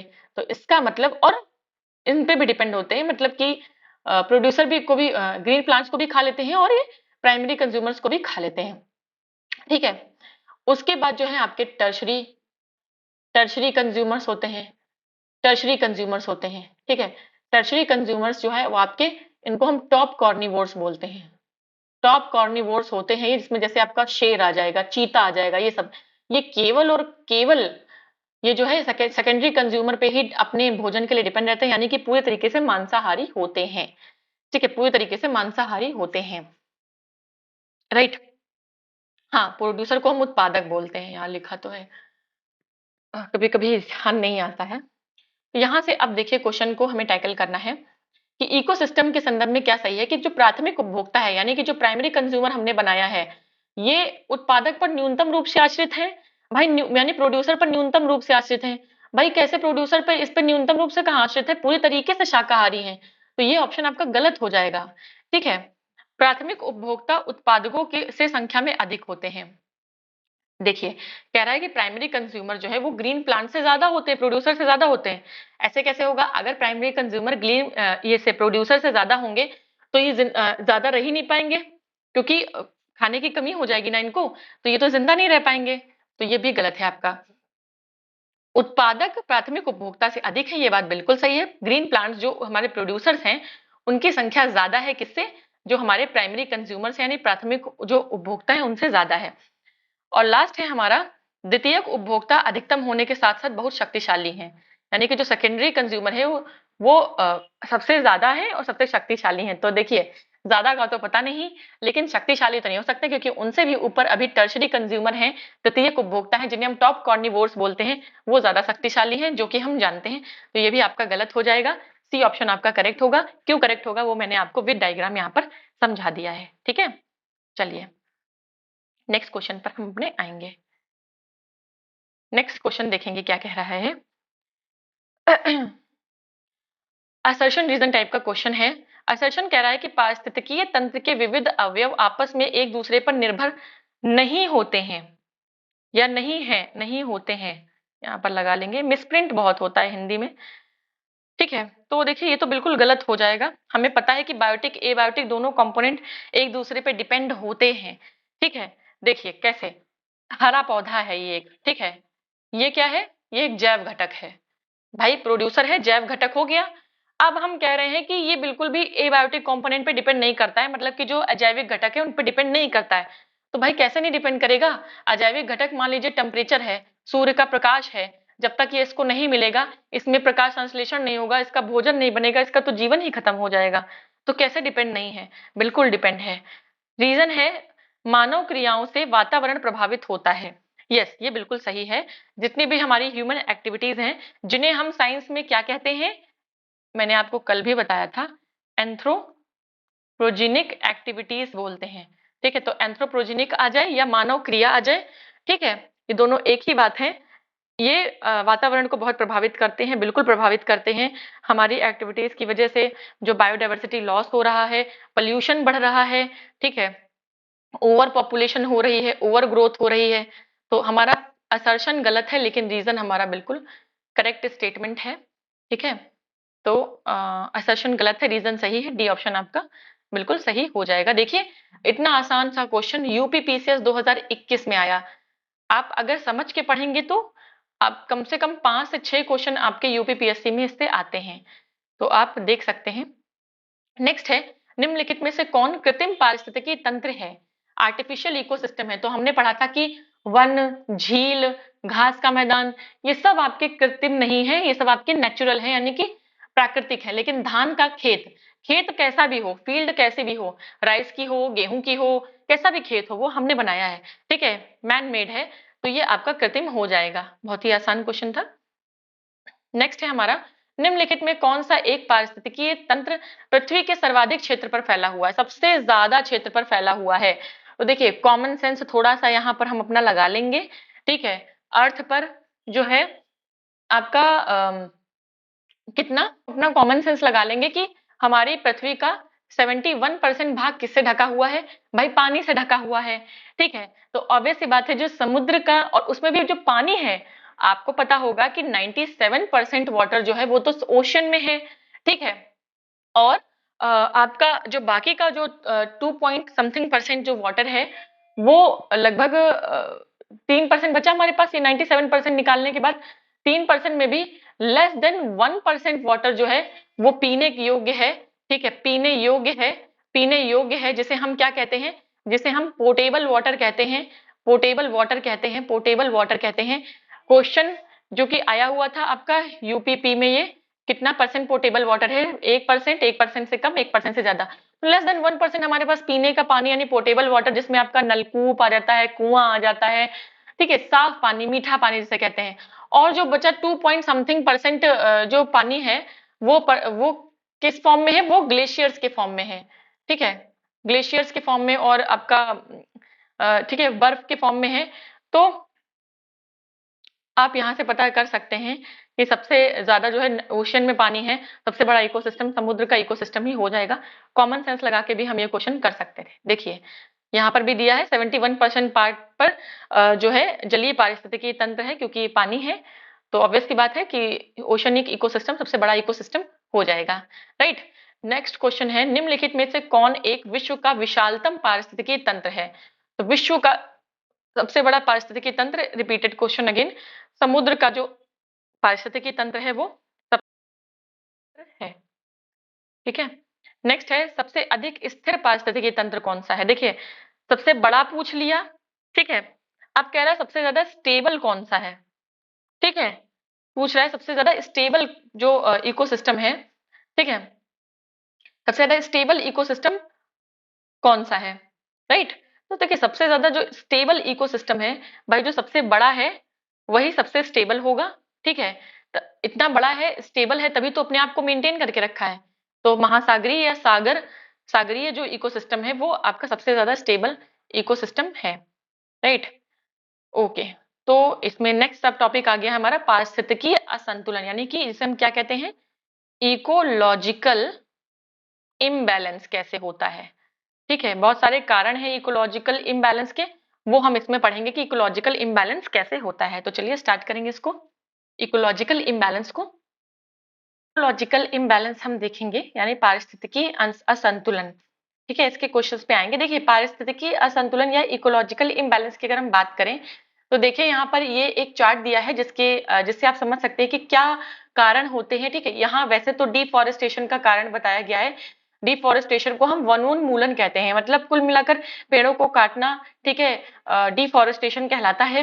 ठीक है, तो जब हम डिफॉरेस्टेशन करते हैं तो क्या क्या होता है, देखिए प्राकृतिक आपदाएं आती हैं, ठीक है, वनों का चारागाह में परिवर्तन हो जाता है, वन भूमि का कृषि भूमि में परिवर्तन हो जाता है, झूम कृषि, ठीक है, ये भी इसका कारण है। वन की अग्नि या जो फॉरेस्ट फायर लगती है वो भी इसी वजह से होता है। कागज की मांग, ठीक है, शहरीकरण यानी अर्बेनाइजेशन, नीति निर्धारण में सतत विकास की संकल्पना का अभाव, और औद्योगिक और व्यावसायिक उपयोग के लिए आपका लकड़ी काटना। तो ये सब डिफॉरेस्टेशन के कारण है कि किस लिए डिफॉरेस्टेशन होता है और डिफॉरेस्टेशन की वजह से क्या क्या कॉन्सिक्वेंसेस, क्या क्या परिणाम हो सकते हैं। देखिए इकोलॉजिकल इम्बैलेंस का कारण बहुत ही ज्यादा एक इंपॉर्टेंट कारण है जो कि है आपका वनोन्मूलन, जिसे हम क्या कहते हैं, डिफॉरेस्टेशन कहते हैं। आप कहेंगे कि एक रीजन थोड़ी ना है, ठीक है, इकोलॉजिकल इम्बैलेंस का। इकोलॉजिकल इम्बैलेंस के तो कई सारे कारण हैं, लेकिन इन सारे कारणों की जो जड़ है, जो मेन रीजन है वो डिफॉरेस्टेशन ही है। देखिए डिफॉरेस्टेशन करेंगे तो हैबिटेट लॉस होगा, हैबिटेट जब लॉस होगा यानी आवास जब चला जाएगा तो क्या होगा, जो बायोडाइवर्सिटी है वो लॉस हो जाएगी, ठीक है, जो जैव विविधता है उसका जो है वो लॉस हो जाएगी, राइट। तो इस तरीके से मेजर कॉज जो है वो डिफॉरेस्टेशन है। इसके अलावा भी कई कारण हैं, ठीक है, जिसकी वजह से हमारा पारिस्थितिकी संतुलन जो है वो बिगड़ जाता है। चलिए हम फिलहाल आएंगे अपने क्वेश्चंस पे। तो पहला क्वेश्चन है हमारा कि निम्न में से कौन सा एक पारिस्थितिकी संतुलन बनाए रखने में मदद नहीं करता है। ठीक है, तो हमें बताना है कि कौन सा इकोलॉजिकल बैलेंस बनाए रखने में मदद नहीं करता है। देखिए आप सभी को पता है कि वन रोपण यानी कि एफॉरेस्टेशन जिसे हम बोलते हैं, एफॉरेस्टेशन, ठीक है, एफॉरेस्टेशन का मतलब होता है पेड़ लगाना और डिफॉरेस्टेशन का मतलब होता है पेड़ काटना। बिल्कुल, एफॉरेस्टेशन हम करेंगे, वन रोपण करेंगे तो पारिस्थितिकी संतुलन बना रहेगा। जैव मंडल भंडार यानी कि जो आपका कह सकते हैं कि बायोस्फीयर रिजर्व्स जो होते हैं, ठीक है, वो भी आपका हेल्प करते हैं। वर्षा जल प्रबंधन जिसे हम रेन वाटर हार्वेस्टिंग कहते हैं, रेन वाटर मैनेजमेंट कहते हैं, ये भी आपका पारिस्थितिकी संतुलन बनाए रखने में हेल्प करता है। लेकिन वनों को काटना यानी कि डिफॉरेस्टेशन, ये कहाँ से हमारा इकोलॉजिकल बैलेंस बनाए रखता है, तो ये ऑप्शन बिल्कुल इनकरेक्ट है, और इसलिए हमारा यही ऑप्शन करेक्ट है, क्योंकि नहीं में पूछ रहा है कौन मदद नहीं करता है, तो ये बाकी के तीन ऑप्शन मदद करते हैं और ये ऑप्शन आपका मदद नहीं करता है। ठीक है, चलिए आएंगे अपने नेक्स्ट क्वेश्चन पे। नेक्स्ट क्वेश्चन देखेंगे। नेक्स्ट क्वेश्चन क्या है, नेक्स्ट क्वेश्चन है भारत में पारिस्थितिकी असंतुलन का निम्नलिखित में से कौन सा एक प्रमुख कारण है। ठीक है, तो इंडिया में जो आपका डिफॉरेस्टेशन हो रहा है उसका मेन कारण क्या है, असंतुलन, पारिस्थितिकी असंतुलन, इकोलॉजिकल इम्बैलेंस का क्या कारण है, डेजर्टिफिकेशन यानी मरुस्थलीकरण, वनोन्मूलन यानी कि आपका डिफॉरेस्टेशन, बाढ़ और अकाल, ठीक है, ड्रॉट एंड फेमाइन, या वर्षा की परिवर्तनीयता, ठीक है, या वेरिएबिलिटी ऑफ रेन। तो देखिए ये सारे ही कारण हैं, ठीक है, ये सारे ही कारण हैं आपके इकोलॉजिकल इम्बैलेंस के। लेकिन मैंने अभी आपको जस्ट 2 मिनट पहले क्या पढ़ाया, बहुत सारे कारण हैं इकोलॉजिकल इम्बैलेंस के, लेकिन जो आपका वनोन्मूलन है, जो डिफॉरेस्टेशन है, वो रूट कॉज है। क्या है, रूट कॉज है, एक मेन रीजन है जो इन सारे कारणों को जन्म देता है। ठीक है, ये सारे कारणों को जन्म देता है। देखिए यहाँ पर लिखा है कि मूल कारणों में से एक वनोन्मूलन है, जबकि जो गौड़, गौड़ मतलब सेकेंडरी रीजन जिसे हम बोलते हैं, सेकेंडरी को हम गौड़ बोलते हैं, ठीक है, उसमें मरुस्थलीकरण, बाढ़ और अकाल और वर्षा की परिवर्तनीयता ये सब आ जाते हैं। तो आपको प्राइमरी कॉज और सेकेंडरी कॉज के बारे में मैंने बताया। तीसरा क्वेश्चन है, निम्नलिखित में से किस कार्य से पारिस्थितिकीय संतुलन बिगड़ता है? तो हमें पता है कि डिफॉरेस्टेशन मेजर कॉज है, उसके अलावा और भी बहुत सारे कॉज हैं, डिपेंड करता है हमारे ऑप्शन में क्या दिया हुआ है। तो पहला है लकड़ी काटना। तो देखिए लकड़ी काटेंगे तो इसका मतलब हम पेड़ काट रहे हैं, डेट मीन्स हम डिफॉरेस्टेशन कर रहे हैं, तो ये कारण हो सकता है। दूसरा सामाजिक वानिकी यानी सोशल फॉरेस्ट्री। देखिए सोशल फॉरेस्ट्री तो अच्छी चीज है, ठीक है, सोशल फॉरेस्ट्री में हम क्या करते हैं कि लोगों को जागरूक करते हैं, ठीक है। और वनारोपण, एफॉरेस्टेशन, ये भी इसमें हम पेड़ लगाते हैं, तो ये ऑब्वियस सी बात है बिगाड़ेगा तो नहीं संतुलन। वन महोत्सव भाई, तो वन महोत्सव से तो लोगों को हम जागरूक बनाते हैं। और लकड़ी काटना जो है यहाँ पे ये डिफॉरेस्टेशन के अंडर आ जाएगा, और यही आपका हो जाएगा जो संतुलन बिगाड़ता है, आपका पारिस्थितिकीय संतुलन बिगाड़ता है, ठीक है। तो ए ऑप्शन आपका करेक्ट हो जाएगा। नेक्स्ट क्वेश्चन है हमारा, निम्नलिखित में से किसका पारिस्थितिकीय संतुलन से संबंध नहीं है? ठीक है, वन रोपण का संबंध, वन्य जीव सुरक्षा का संबंध, जल प्रबंधन का संबंध या औद्योगिक प्रबंधन का संबंध। तो देखिए जल प्रबंधन करना, पेड़ों को लगाना, वन्य जीव की सुरक्षा करना, ये सब आपके इकोलॉजिकल बैलेंस या में आ जाता है, जबकि औद्योगिक प्रबंध करना, ठीक है, इंडस्ट्रियल मैनेजमेंट करना, ये आपका इकोसिस्टम में नहीं आता है, ठीक है, ये इसमें नहीं आता है। चलिए नेक्स्ट हमारा सब टॉपिक है वहन क्षमता व पारिस्थितिकीय कर्मता। ठीक है, काफी बड़ा सा नाम है, हम इसको मैं आपको शॉर्ट में बताती हूँ। इसका मतलब है, इसका मतलब होता है आपका कैरिंग कैपेसिटी, ठीक है। यहाँ पर हम कैरिंग कैपेसिटी की बात करते हैं, ठीक है। देखिए सबसे पहले आप ये समझिए कि कैरिंग कैपेसिटी यानी कि वहन क्षमता या पारिस्थितिक कर्मता क्या होता है। देखिए कोई भी, ये मान लीजिए एक ग्राफ है, ठीक है, ये ग्राफ है, ठीक है। इसके मान लीजिए एक साइड हमने ले लिया टाइम, एक साइड हमने टाइम को ले लिया, मान लीजिए यहाँ पे टाइम ले लिया, और यहाँ पे रिसोर्सेस रिसोर्सेस ले लिए, ठीक है। यहाँ पे रिसोर्स यानी कि रिसोर्स का मतलब होता है आपके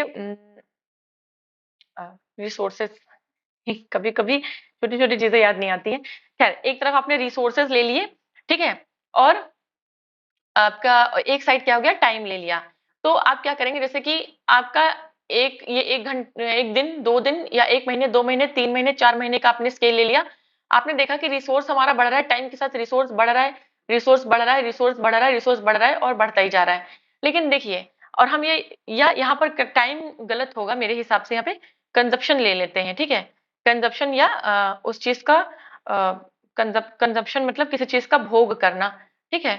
कंजप्शन उपभोग, उपभोग करना, ठीक है। यहाँ पे कंजप्शन ले लिया, तो देखा हमने कि रिसोर्स का कंजप्शन, हम रिसोर्स बढ़ता जा रहा है तो कंजम्पशन भी बढ़ता जा रहा है। भाई जितना रिसोर्स होगा हमारे पास उतना ही हम उसका यूज करेंगे, लेकिन एक पॉइंट ऐसा आता है जब आपका रिसोर्स लिमिटेड हो जाता है, ठीक है। भाई एक लिमिट तक ही तो हमारे पास रिसोर्सेज हैं, चाहे खाने का हो चाहे पानी का हो, एक लिमिट तक हमारे पास रिसोर्स है, लेकिन कंजम्पशन की कोई लिमिट नहीं होती है, ठीक है। पॉपुलेशन इंक्रीज होती जाएगी, ठीक है, और आपका कंजम्पशन भी इंक्रीज होता जाएगा। तो एक पॉइंट पर यहाँ ये पॉइंट आ गया जिसको हम के कहते हैं, के से डिनोट करते हैं, के को हम कैरिंग कैपेसिटी बोलते हैं। तो एक पॉइंट पर आकर जो आपका रिसोर्स है वो स्टेबल हो जाएगा, मतलब रिसोर्स की एक लिमिट होती है, रिसोर्स आपका खत्म हो जाएगा लेकिन कंजम्पशन आपका चल रहा है, ठीक है।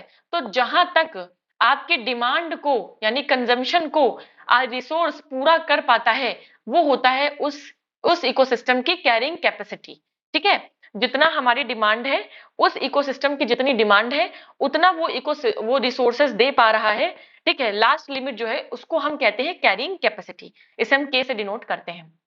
चलिए ये हो गई हमारी कैरिंग कैपेसिटी।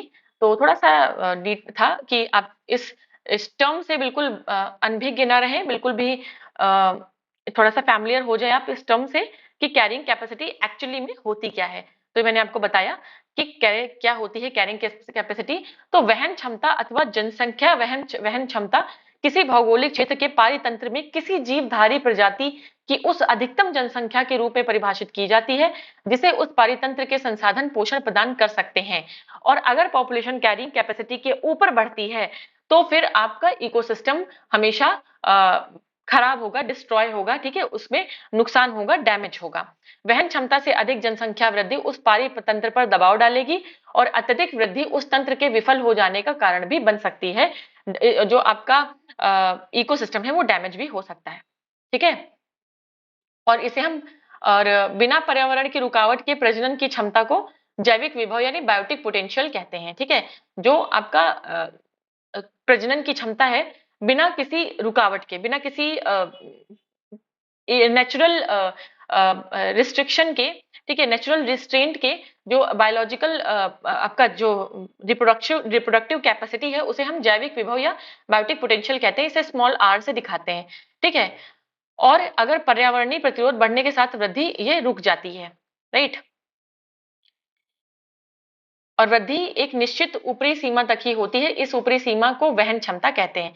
तो कैरिंग कैपेसिटी, वहन क्षमता, ये आपको बता दिया। देखिए मैंने आपको बताया भी था कि देखिए मान लीजिए ये पॉपुलेशन है, एक साइड हम पॉपुलेशन लेंगे, रिसोर्स नहीं पॉपुलेशन लेंगे, और एक साइड टाइम लेंगे। मैंने उस समय टाइम लिया था, मुझे कुछ याद आ रहा था, लेकिन कंजप्शन और रिसोर्सेज से भी आप समझ सकते हैं। बट यहाँ पर जो समझाया जा रहा है वो टाइम और पॉपुलेशन से समझाया जा रहा है।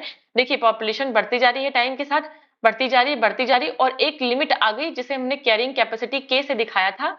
और उसके बाद फिर जो है आपके जो रिसोर्सेज हैं वो लिमिटेड हैं, और आपकी जो पॉपुलेशन है वो स्टेडी हो जाएगी। फिर उसके बाद अगर बढ़ी तो इकोसिस्टम जो है वो डैमेज हो सकता है। तो एस एस शेप का ग्राफ है ये, ठीक है। जनसंख्या वृद्धि का ग्राफ एस आकृति नुमा है, और यह वहन क्षमता को प्रदर्शित करता है, कैरिंग कैपेसिटी को दिखाता है। चलिए इससे रिलेटेड थोड़े क्वेश्चन है, वो क्वेश्चन हम सॉल्व कर लेंगे। पहला क्वेश्चन है कि किसी निश्चित क्षेत्र में प्राणियों की संख्या की सीमा जिसे पर्यावरण समर्थन कर सकता है वह क्या कहलाती है।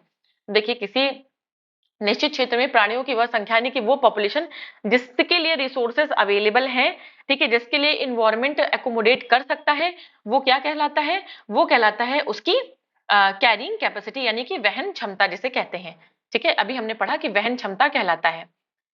क्वेश्चन नंबर 2 पे आएंगे। क्वेश्चन नंबर 2 देखेंगे क्या कह रहा है। क्वेश्चन नंबर 2 कह रहा है कि निम्नलिखित में से कौन सा एक पद केवल जीव द्वारा ग्रहण किए गए दिक् स्थान का ही नहीं बल्कि जीवों के समुदाय में उसकी कार्यात्मक भूमिका का भी वर्णन करता है। मतलब कोई एक ये मान लीजिए ये एक जगह है, ये एक एरिया है, तो इस एरिया को हम क्या कहेंगे जिस एरिया में ना केवल ये जो एक एक ऑर्गेनिज्म है, ना केवल इसका प्लेस बल्कि ये जो इसकी कम्युनिटी है उसमें उसकी जो फंक्शनल फंक्शनल रोल है, इसका जो फंक्शनल रोल है, ठीक है,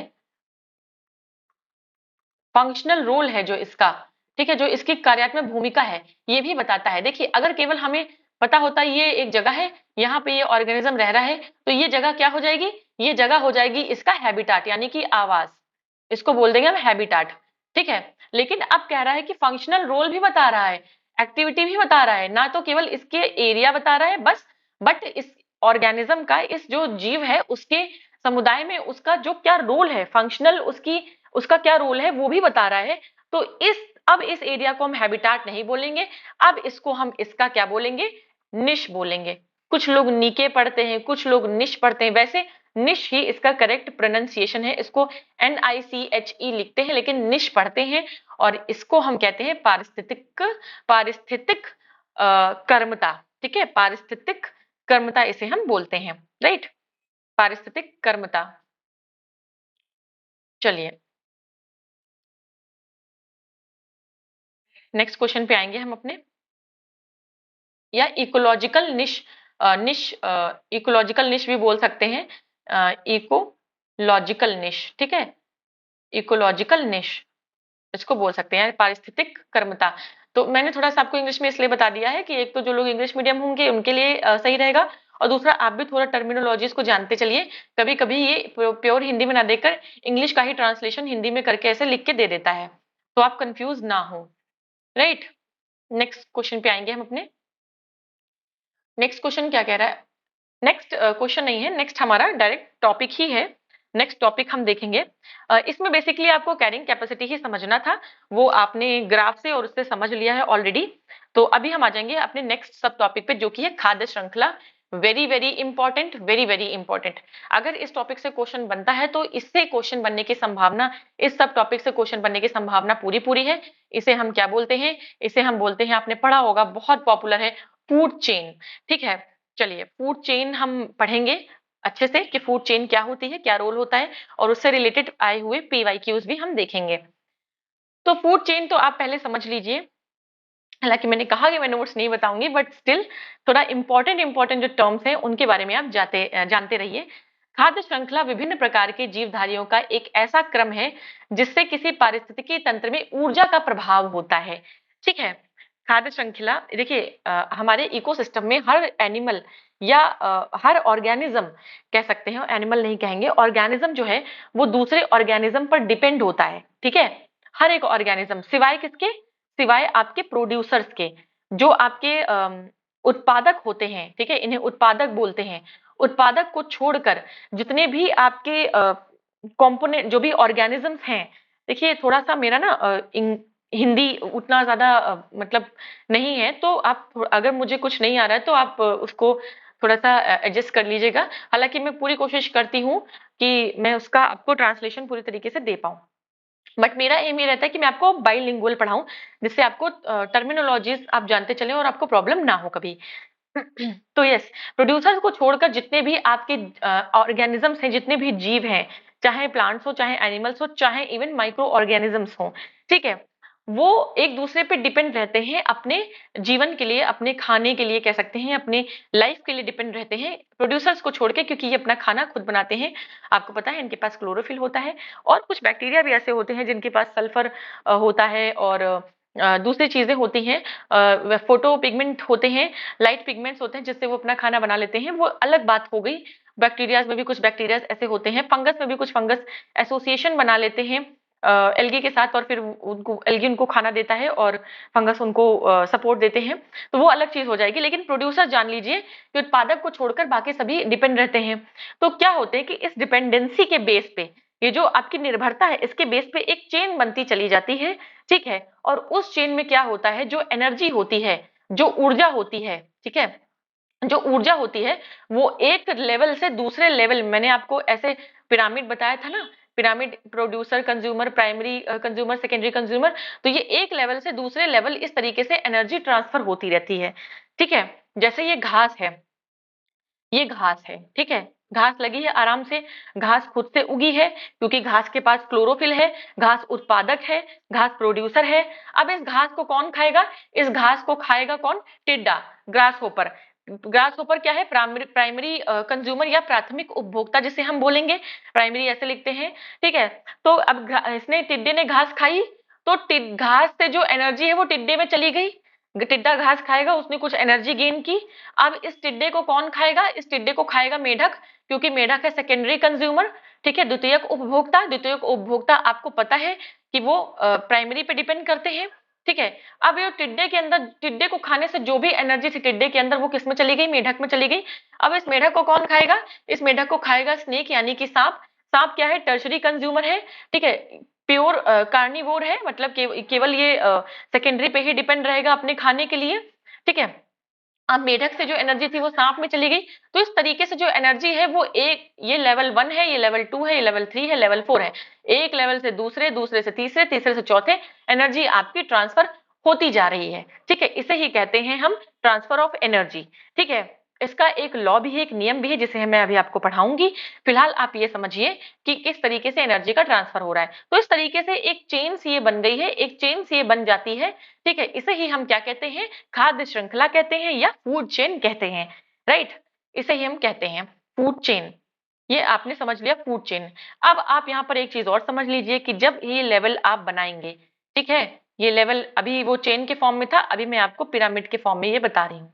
ठीक है, यहाँ पे ये प्रोड्यूसर है, ठीक है, प्रोड्यूसर, यहाँ पर प्राइमरी कंज्यूमर, यहाँ पे सेकेंडरी कंज्यूमर, यहाँ पर टर्शरी कंज्यूमर। तो एक हमारे साइंटिस्ट थे जिनका नाम था क्या? लिंडमैन।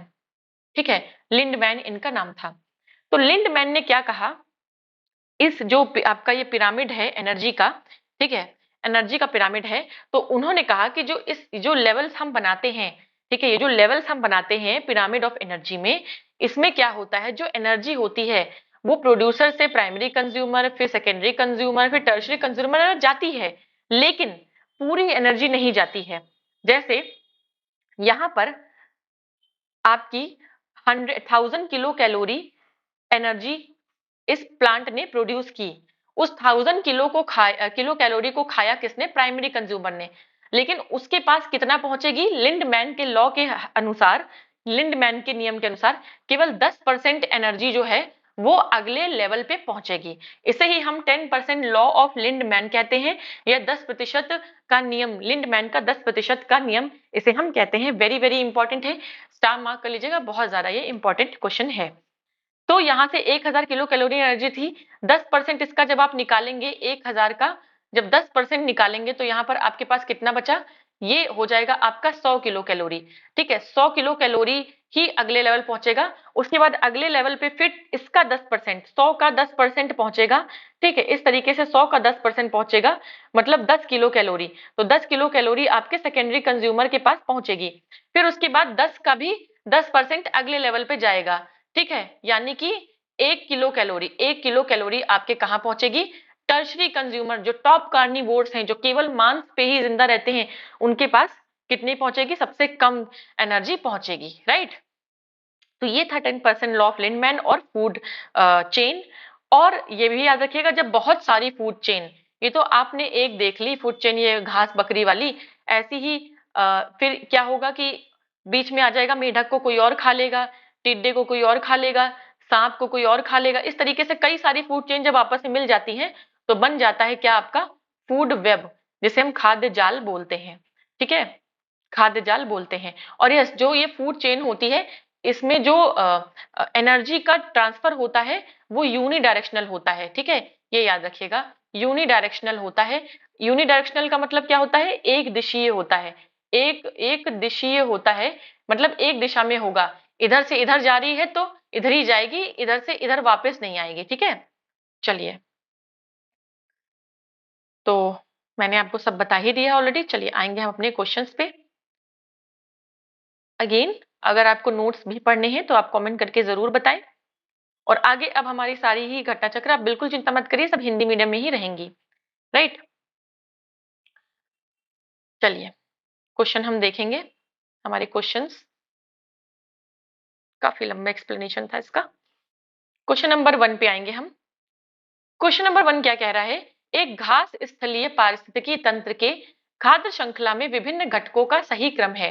जो एक आपका ग्रासलैंड इकोसिस्टम है, उसमें फूड चेन का सही क्रम हमने अभी पढ़ा है कि सबसे पहले घास होती है, ग्रास होती है। ठीक है, ग्रास के बाद ग्रास हॉपर होता है यानी टिड्डा होता है। ठीक है, ग्रास हॉपर होता है यानी टिड्डा होता है। उसको कौन खाता है? उसको फ्रॉग खाता है। ठीक है, फ्रॉग को कौन खाता है? स्नेक खाता है। तो देख लीजिए, आपका ए ऑप्शन करेक्ट हो जाएगा, ये अभी आपने पढ़ा है। ठीक है, नेक्स्ट क्वेश्चन पे हम आएंगे। इनमें से कौन खाद्य श्रृंखला का निर्माण करता है? ठीक है, कौन जो है वो खाद्य श्रृंखला का निर्माण करता है, ये हमको बताना है। राइट, तो आपका घास, गेहूं, आम। देखिए, घास गेहूं आम जैसा तो कोई फूड चेन नहीं बनेगा। घास को गेहूं खाएगा, गेहूं को आम, ऐसा तो हो नहीं सकता। बकरे को कौवा खा नहीं सकता। ठीक है, घास को मछली, और मछली को बकरा, बकरा मछली नहीं खाता है। घास को बकरा खाएगा और बकरे को आदमी खाएगा, ये पॉसिबल है। बी ऑप्शन आपका करेक्ट हो जाएगा। तो इस तरीके से आप इसे टैकल कर सकते हैं। ठीक है, नेक्स्ट है हमारा, निम्न में से कौन आहार श्रृंखला का निर्माण करते हैं? ठीक है, तो अभी हमने पढ़ा कि घास को बकरी खाएगी और बकरी को इंसान खा लेता है, तो बी ऑप्शन आपका करेक्ट हो जाएगा। ठीक है, देखिए क्वेश्चन रिपीट होते हैं, क्वेश्चंस रिपीट होते हैं, बाकी सारे मैच नहीं कर रहे हैं आपके। नेक्स्ट क्वेश्चन है हमारा, निम्नलिखित में से पारिस्थितिकी तंत्र का कौन सा एक जीवीय घटक नहीं है, यानी कि कौन सा एक बायोटिक कंपोनेंट नहीं है? तो बायोटिक में मैंने आपको बताया कि कौन कौन से होते हैं। एक तो प्रोड्यूसर होते हैं। ठीक है, प्रोड्यूसर होते हैं यानी कि उत्पादक होते हैं, जिसमें सारे हरे पौधे आ जाएंगे। दूसरा कंज्यूमर्स होते हैं, कंज्यूमर्स होते हैं जिसमें सारे आपके उपभोक्ता आ जाएंगे, प्राइमरी सेकेंडरी टर्शरी। और तीसरा आपके डिकम्पोजर्स होते हैं। भाई बैक्टीरिया, वायरस, फंजाई, इन सबको भी तो रखेंगे। तो वनस्पति, जानवर, जीवाणु, ये सब किसमें? वनस्पति आपका प्लांट में आ जाएगा यानी प्रोड्यूसर में, जानवर आपके कंज्यूमर में, और जीवाणु यानी बैक्टीरिया आपका जाएगा डिकम्पोजर में।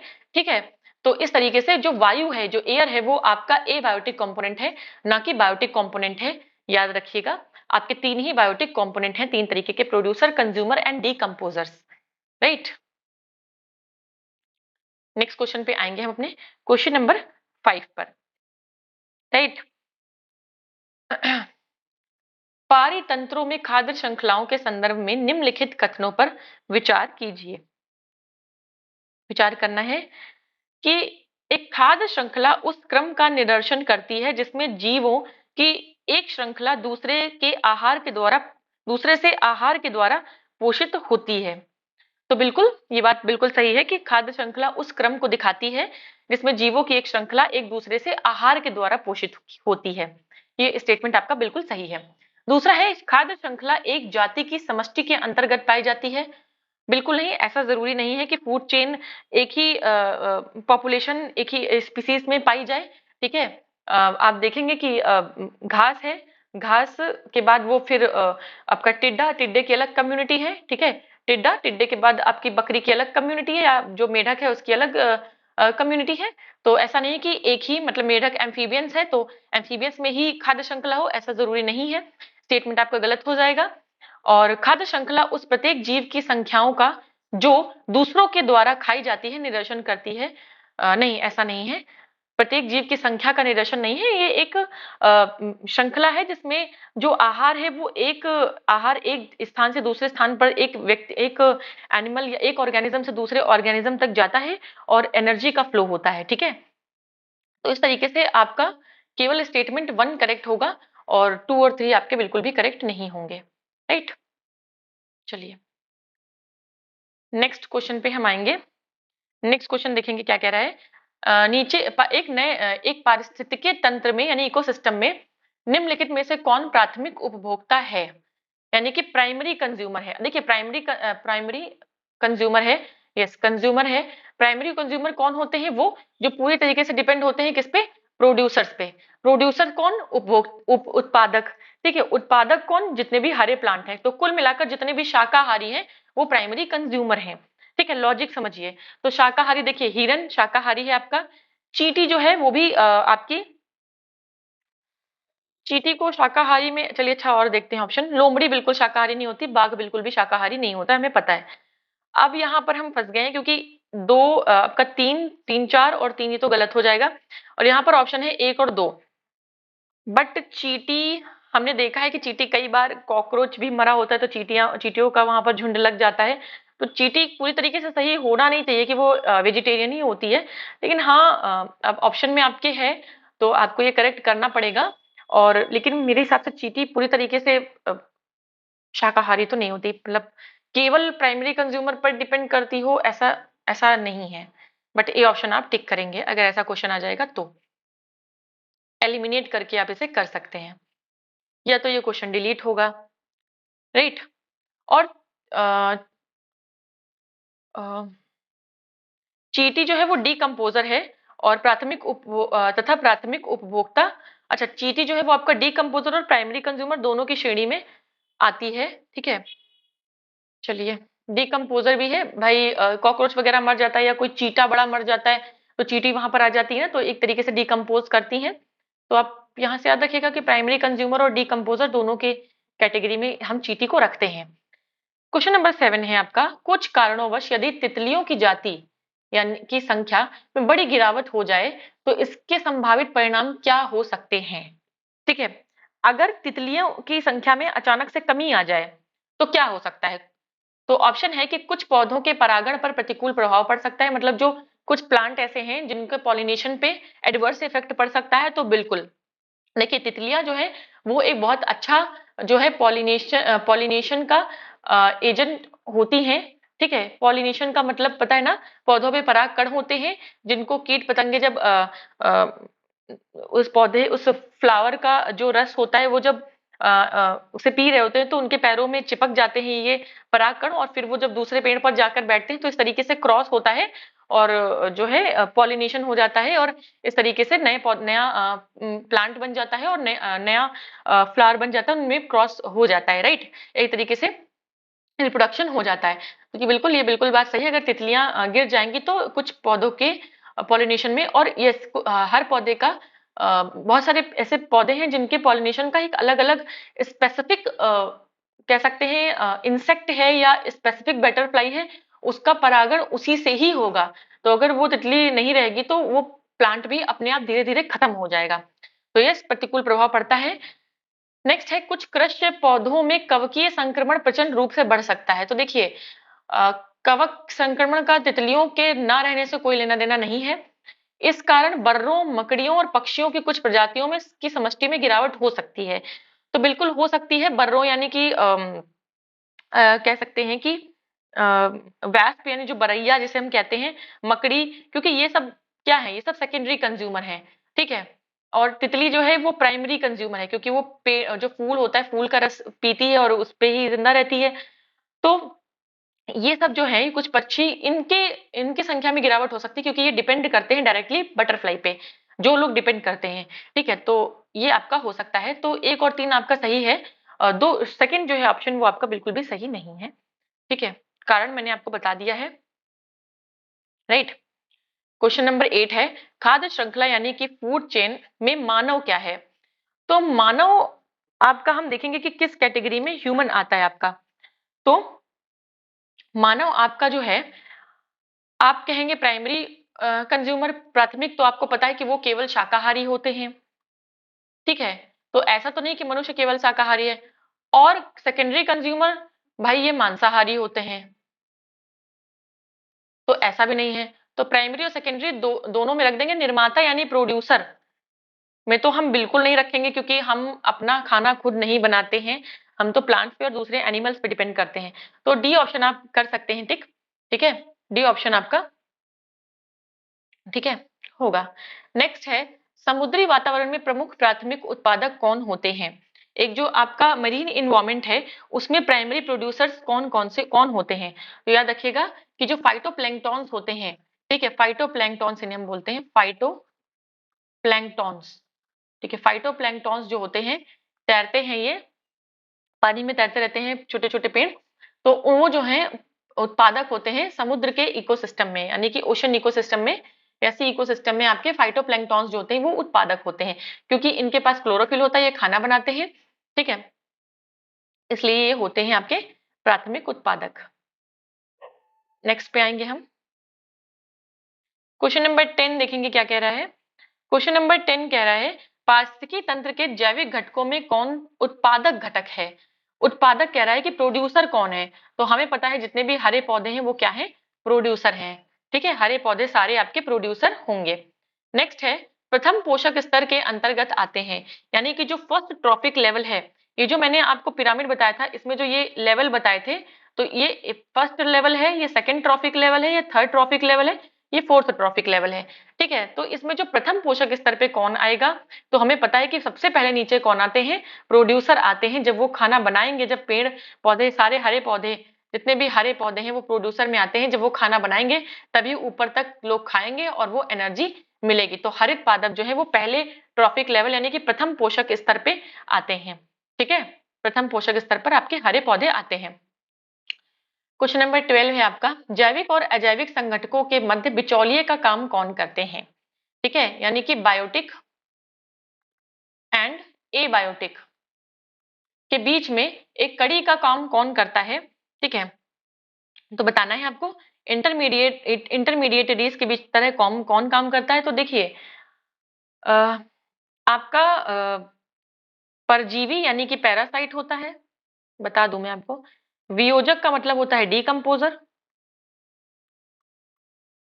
उपभोक्ता का मतलब होता है प्रोड्यूसर। और सॉरी, उपभोक्ता का मतलब होता है, एक सेकेंड, उपभोक्ता होता है आपका कंज्यूमर, ठीक है। वेट अ सेकेंड, यस, ये होता है कंज्यूमर और उत्पादक होता है प्रोड्यूसर। तो कह रहा है बायोटिक और एबायोटिक के बीच में। तो देखिए एक तरीके से उत्पादक हो जाएगा आपका, ठीक है, उत्पादक इसलिए हो जाएगा क्योंकि देखिए प्लांट जो है वो बायोटिक और एबायोटिक दोनों के बीच की कड़ी होते हैं। ठीक है भाई, प्लांट ने सनलाइट ली, वाटर लिया, सब कुछ लिया इस प्लांट ने, ये प्लांट है इसने सनलाइट ली, वाटर लिया, सब कुछ लिया और क्या बनाया, क्लोरोफिल की हेल्प से कोई प्रोडक्ट बना लिया, भोजन, और वो फल के फॉर्म में यहाँ लटक गया। अब यहाँ से एक एनिमल आया, यही कोई आया बकरी वकरी, इसने फल खा लिया। अब इस बकरी को एनर्जी मिल गई, लेकिन इस बकरी को किसी और ने खा लिया। तो एक तरीके से एक बायोटिक और एक एबायोटिक कंपोनेंट के बीच का काम तो करते ही उत्पादक, लेकिन सेम काम जो है आपका डिकम्पोजर भी करते हैं। ठीक है, सेम काम आपका डिकम्पोजर भी करते हैं, क्योंकि बायोटिक और एबायोटिक के बीच में ये काम करते, आपका काम करते हैं। ये इनऑर्गेनिक ऑर्गेनिक को इनऑर्गेनिक में चेंज कन्वर्ट कर देते हैं। तो चलिए देखते हैं इसका आंसर क्या होगा। तो यहाँ पर सी ऑप्शन ही दिया गया है, लेकिन डीकम्पोजिंग, अगर आपको सी ऑप्शन नहीं दिया जाए तो फिर आप डीकम्पोजर पे टिक करेंगे। ठीक है, ये मैंने आपको बताया है जस्ट इन्फॉर्मेशन के लिए। तो सी ऑप्शन पे आप फिलहाल टिक करेंगे, लेकिन अगर आपको उत्पादक नहीं देता है तो फिर आप योजक पे टिक करेंगे। राइट, चलिए नेक्स्ट क्वेश्चन पे आएंगे हम। पारिस्थितिकी तंत्र के संदर्भ में निम्नलिखित कथनों पर विचार कीजिए। पहला है क्या कि स्वपोषी या स्वपोषण स्तर पर उत्पादन को प्राथमिक उत्पादकता कहा जाता है। ठीक है, यानी कि जो प्रोडक्शन ऑटोट्रॉफ लेवल पे होता है उसे हम प्राइमरी प्रोडक्टिविटी कहते हैं। बिल्कुल, इसे हम प्राइमरी प्रोडक्टिविटी कहते हैं, जो आपका उत्पादन के स्तर पर बनता है। द्वितीयक उत्पादकता का संदर्भ परपोषीय विषम पोषण यानी कि जो आपका परपोषी यानी कि जो हेट्रोट्रॉफिक लेवल जो है उसके उत्पादन से है। तो यस, ये भी आपका बिल्कुल करेक्ट है। जो पहले ट्रॉफिक लेवल पर यानी कि ऑटोट्रॉफिक लेवल पर बनेगा उसे हम प्राइमरी प्रोडक्शन के प्रोडक्टिविटी कहेंगे, और जो सेकेंडरी लेवल बनेगा उसे हम हेट्रोट्रॉफिक प्रोडक्टिविटी को हम सेकेंडरी प्रोडक्टिविटी कहेंगे। तो एक और दो आपका दोनों ही सही है। राइट, नेक्स्ट क्वेश्चन पे आएंगे।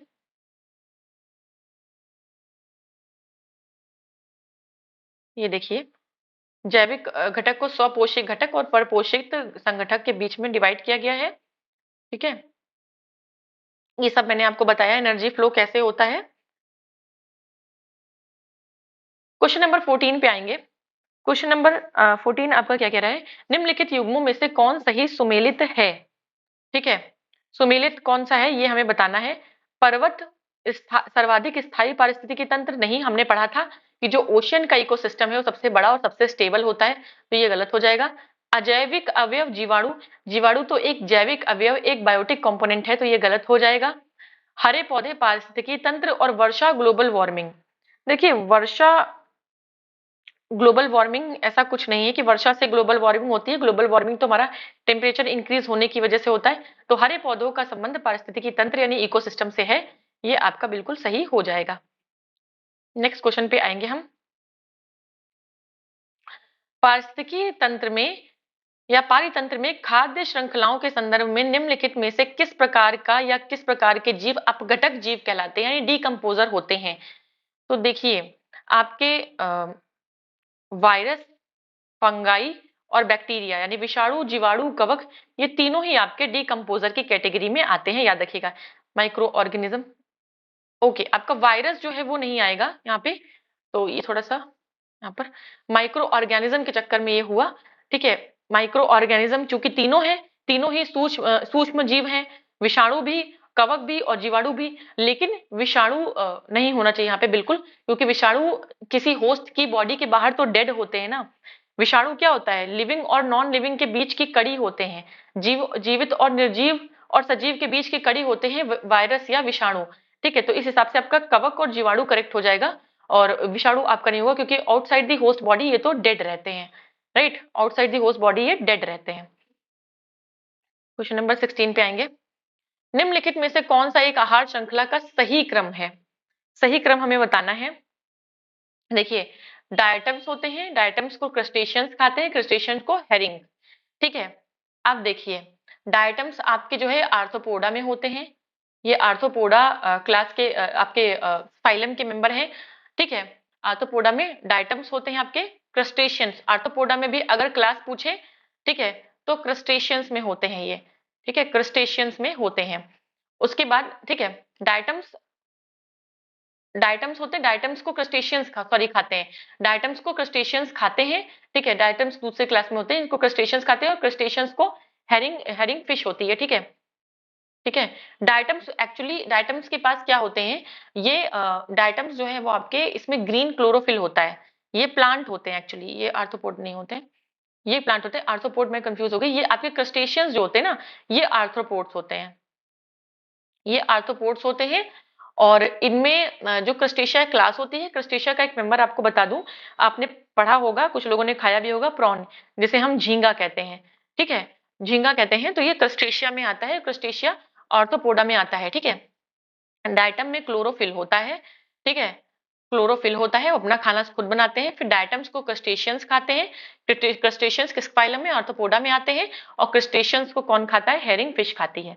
ठीक है, हेरिंग फिश मांसाहारी फिश है, वो उसको खाती है। चलिए, तो ये हमारा सब टॉपिक भी फिनिश होता है।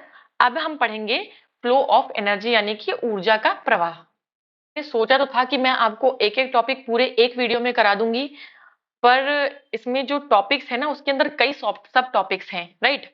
और किसी को भी हम स्किप नहीं कर सकते हैं। देखिए, कितना भी हो, मुझे आपको समझाना तो पड़ ही रहा है, तो उसमें टाइम तो लगता ही है, टाइम टेकिंग चीजें हैं ये। और थोड़ा डायग्राम बना के समझाना पड़ रहा है, तो उसमें वो और टाइम टेकिंग हो रहा है। तो ऑलरेडी वीडियो काफी लेंदी हो चुका है, और अभी ये टॉपिक आधा कंप्लीट हुआ है। देखिए, अभी इतना ही टॉपिक ये बाकी है, काफी लेंदी टॉपिक्स हैं। तो मेरे हिसाब से हमें इसे पार्ट्स में डिवाइड कर देना चाहिए। हर टॉपिक का पार्ट 1 एंड पार्ट 2 हम कर देते हैं। ठीक है, क्योंकि काफी टाइम टेकिंग है, और इसमें काफी टाइम लग रहा है, और काफी लेंदी वीडियो हुआ जा रहा है। तो फिर आप भी बोर हो जाएंगे, और मुझे भी बनाने में और अपलोड करने में बहुत प्रॉब्लम होती है। तो मेरे हिसाब से हम इसे 2 पार्ट में डिवाइड कर देते हैं। टॉपिक्स आपके सारे कंप्लीट होंगे, बट वो पार्ट्स में आएंगे। इससे क्या होगा कि आपको भी डेली वीडियोस मिलते रहेंगे। और अगर मैं एक साथ बनाने बैठूंगी, फिर वो 3-4 घंटे का वीडियो जाएगा, वो मुझे सही नहीं लग रहा है। तो हम इसे पार्ट्स में करेंगे, हर टॉपिक को 2 पार्ट में डिवाइड हम कर लेते हैं। ठीक है, तो इस तरीके से हम जल्दी जल्दी से कर लेंगे, डेली एक पार्ट कर लेंगे, और हमारा वीडियो, हमारा ये जो घटना चक्र है, वो जल्दी से कंप्लीट हो जाएगी। तो चलिए फिर, आज के लिए इतना ही रखेंगे, और अब हम मिलेंगे अपने नेक्स्ट वीडियो में, जिसमें हम इसी टॉपिक के जो सब टॉपिक्स हैं उनको हम पढ़ेंगे।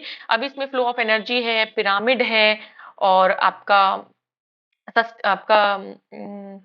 इंपॉर्टेंट फैक्ट्स हैं इससे रिलेटेड। ठीक है, काफी सारे इसमें भी 4-5 सब टॉपिक्स और हैं, जितना हमने पढ़ा है उतना ही और है। तो पॉसिबल नहीं हो पाएगा वो एक ही वीडियो में कवर कराना, काफी लेंदी हो जाएगा, तो इसे हम पार्ट्स में करेंगे। तो चलिए, आज के लिए इतना ही। अब हम मिलेंगे अपने नेक्स्ट वीडियो में नेक्स्ट पार्ट के साथ। इसी टॉपिक का नेक्स्ट पार्ट होगा, पार्ट नंबर 2। तो आज के लिए इतना ही, अब हम मिलेंगे अपने नेक्स्ट सेशन में। तब तक के लिए, अगर आपने अभी तक हमारे चैनल सफलतागंज को सब्सक्राइब नहीं किया है, तो जाएं और तुरंत सब्सक्राइब करें। और यस, अब हिंदी में ही हम अपने लेक्चर्स करेंगे, आप बिल्कुल भी परेशान ना हो। और हमारे वीडियोस अगर आपको अच्छे लगते हैं, तो हमारे चैनल को लाइक करें, एंड वीडियोस को शेयर करें, और वीडियोस को ज्यादा से ज्यादा लाइक करें, और चैनल को सब्सक्राइब करें, सो दैट ऐसे ही इंपॉर्टेंट कंटेंट आप तक हम लाते रहें और आपकी हेल्प करते रहें। चलिए, आज के लिए इतना ही, मिलेंगे अपने नेक्स्ट पार्ट में।